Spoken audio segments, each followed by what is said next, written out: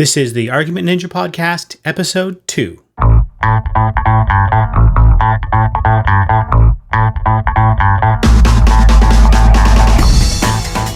Hello, everyone, and welcome to the Argument Ninja Podcast. My name is Kevin Delaplante, and in this episode, I talk about the relationship between critical thinking and rational persuasion, and why, even though I identify myself as a critical thinking educator, and I have a website called the Critical Thinker Academy, the focus of this podcast is rational persuasion, rather than critical thinking more broadly.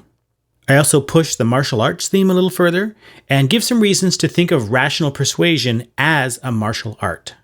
And I give an example that illustrates the distinction I want to draw between rational argumentation and rational persuasion. So just to recap, in the first episode, I mentioned 6 different components or skill sets that are relevant to critical thinking. But I said that if I was forced to identify the 2 most important skill sets that should be included in any instructional program on critical thinking, the first would be skill in rational argumentation, and the second would be an understanding of cognitive biases and debiasing strategies. We need skill in rational argumentation because we need to know what it means to have good reasons to believe anything, and what it would mean to have good reasons to believe any particular claim at issue. These are the questions that theories of rational argumentation are trying to answer: what it means to have a good argument for a particular conclusion. We need to understand cognitive biases and debiasing because much of our thinking and behavior is the result of automatic, unconscious cognitive processing that makes us predictably irrational in various ways. And we need to understand how this works and what we can do to avoid or minimize the negative effects of the cognitive biases that we're prone to. So this gives us part of the story of how I distinguish critical thinking from rational argumentation. Critical thinking is an umbrella for a collection of skills and dispositions that are relevant to achieving certain goals. Rational argumentation is just one of those skills that fits under the umbrella. But there's a more important difference that I want to emphasize. If I say that I want to be a better critical thinker, or I want to improve my critical thinking skills, that tells you something about my goals, but by itself it doesn't say much about the methods I'm using to achieve those goals. The methods are like tools in a toolkit. Rational argumentation is a tool in the critical thinker's toolkit, but how you use these tools and for what ends is determined by higher level goals. So what are the primary goals or aims of critical thinking? I think there are 2 distinct sets of goals. The first has to do with the quality of our thinking. One of the aims of critical thinking is to improve the quality of our beliefs, judgments, and decisions. What does this mean? Well, it can mean different things depending on which of these we're talking about. When we're talking about beliefs, the most obvious measure of quality is how likely they are to be true. All other things being equal, I want my beliefs to be true, not false. When we're talking about judgments, in this context, I'm using that term to refer to the process by which we arrive at a belief or decision. I want my judgments to be reasonable, justifiable, reliable, and so on.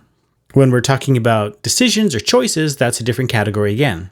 Decisions are actions of some kind. They're not the kind of thing that can be true or false, but they can be rational or irrational, justified or unjustified, effective or ineffective, and so on. These are all different ways that the quality of our thinking can be improved. And this is one of the goals of critical thinking, to improve the quality of our thinking. So I said that critical thinking has 2 sets of goals. What's the second goal? The second goal is the one captured by phrases like, to learn to think for yourself. I want to teach my kid how to think for him or herself. I want to be an independent thinker. What do these phrases mean? Well, first and foremost, they express values, things we care about. They express the value of freedom of thought. They express the value of autonomy, which is the ability to make decisions for ourselves and to pursue our own goals. They express the values of agency and responsibility, the notion that as individuals, we want to claim authorship and ownership of our own beliefs and values. We don't want to think of ourselves as mindlessly parroting what we've been told to believe by governments, corporations, the media, religion, our peers, whatever. So these values are often associated with the aims of critical thinking, and they should be. I summarize them like this. Another important aim of critical thinking is to learn to think for ourselves, to be able to claim ownership and responsibility for our beliefs, judgments, and decisions. So to sum up, when we say that we want to be critical thinkers, we're saying at least 2 things. 1, that we want to improve the quality of our beliefs, judgments, and decisions. And 2, that we want to be able to think for ourselves, to be able to claim ownership and responsibility for these beliefs, judgments, and decisions. There are still lots of questions about these sets of goals and how they relate to each other and what exactly terms like ownership and responsibility mean, but that's okay. We can recognize the goals even if it's a struggle to articulate them. And that's all we really need to begin the process of becoming better critical thinkers. I think the analogy with martial arts training is helpful here. In any traditional school of martial arts, if you ask what the ultimate purpose of the training in that art is, you'll most likely get an abstract philosophical answer.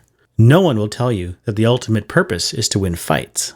The Japanese martial tradition of Budo, for example, was influenced by the 3 great philosophical traditions of Shinto, Confucianism, and Zen Buddhism. It might be hard to articulate or understand what the ultimate goals of the martial arts influenced by this tradition are, and different masters might emphasize different elements: self-mastery, enlightenment, non-dual awareness, inner peace, virtue. But none of this prevents a student from starting their training, learning your stances, learning strikes and kicks, learning your first forms.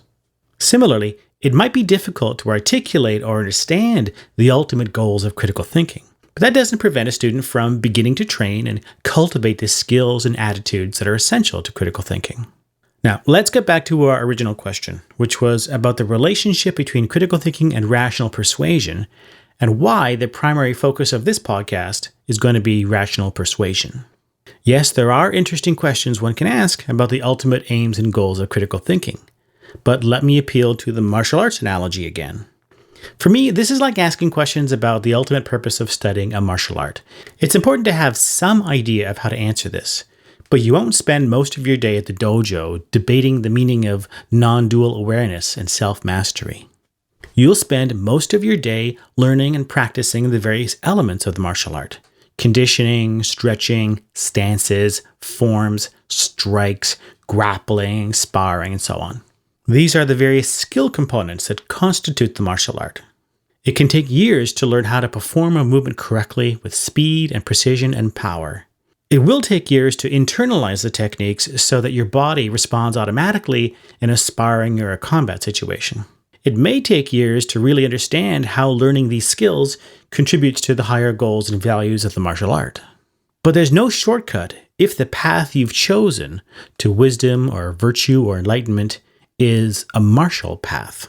When you look up the word martial in the dictionary, you'll see it means inclined or disposed to war, of, suitable for, or associated with war or the armed forces, characteristic of or befitting a warrior.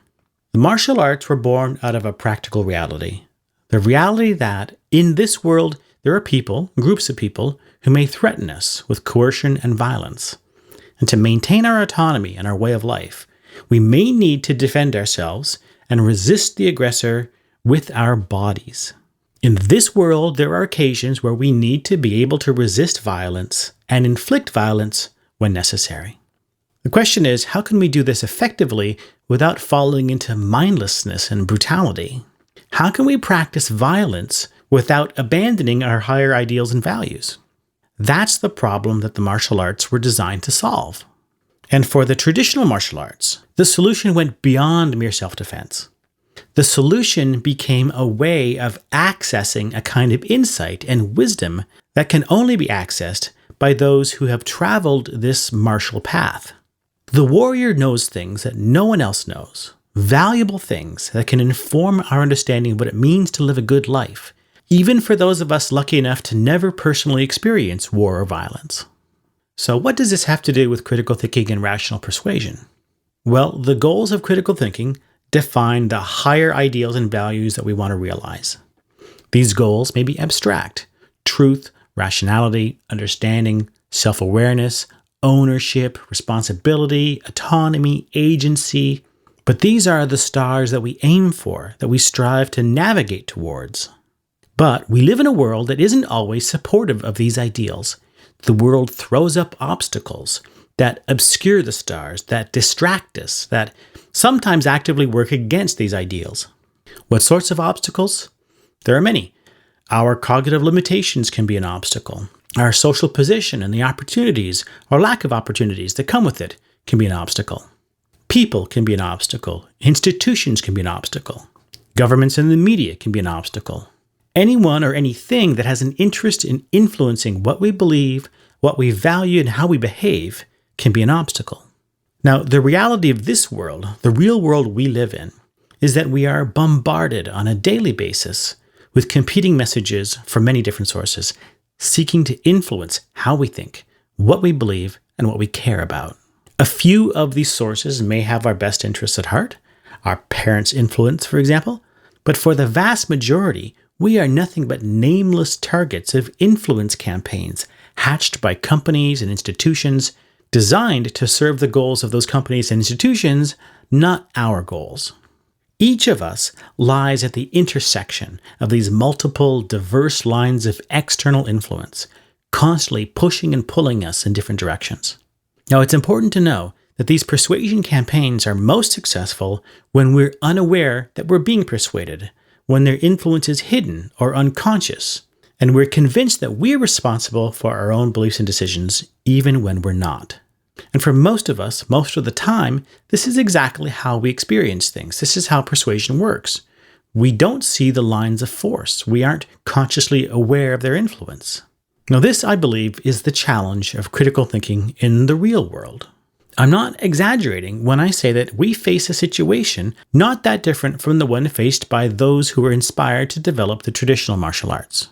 The challenge we face is a martial challenge. Battles are being waged for our minds. We are vulnerable to real harm, sometimes even physical harm, when bad ideas and bad ideologies turn into motives for violence.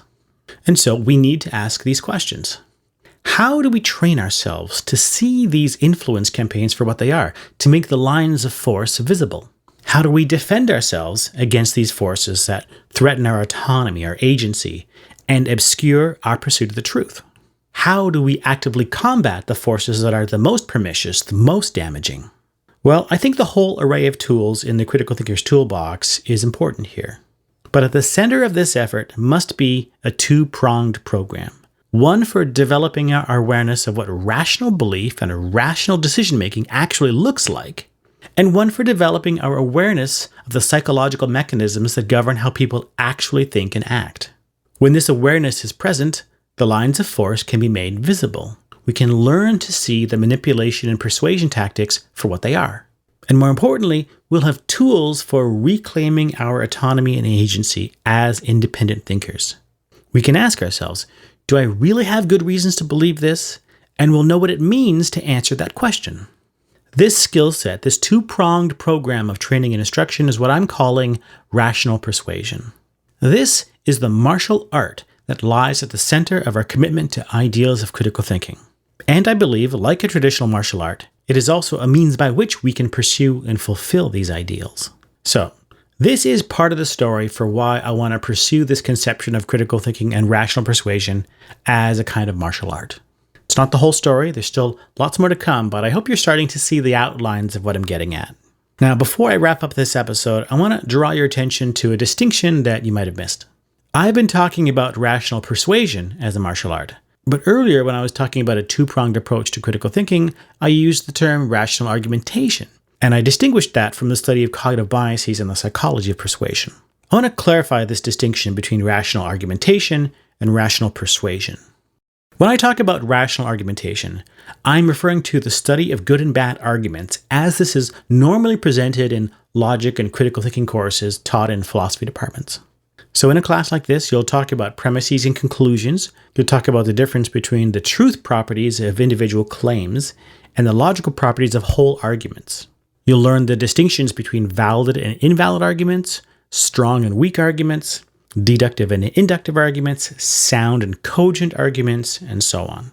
You'll learn about formal and informal fallacies. And if there's time, you'll talk about some of the distinctive features of different types of arguments, like scientific arguments or moral arguments. And then usually your time is up. There are dozens of textbooks that are routinely used to teach this material in critical thinking classes all around the world. Now, apart from the fact that a course like this really only gets you started on this topic, it's like just enough to get your yellow belt in argumentation. The main problem with this approach to critical thinking is that too often it ignores the psychological realities of how real people use arguments in different social contexts for different purposes, and how real people respond to and resist efforts to persuade them. So consequently, this approach doesn't adequately prepare students for how to reason and argue in the real world with real people about real issues that matter to them. What I'm calling rational persuasion is an approach to argumentation that takes this important logic-based material and integrates it with our psychological and social knowledge of human behavior and human reasoning. The goal is to bring both of these bodies of knowledge to bear on a given situation so that our argumentative moves are informed by and responsive to a much wider range of factors. Let me give you an example to illustrate this argumentation-persuasion distinction. In a logic class, you'll learn about consistency and contradiction. A consistent set of claims is one in which all the claims can be true at the same time, without generating any contradictions.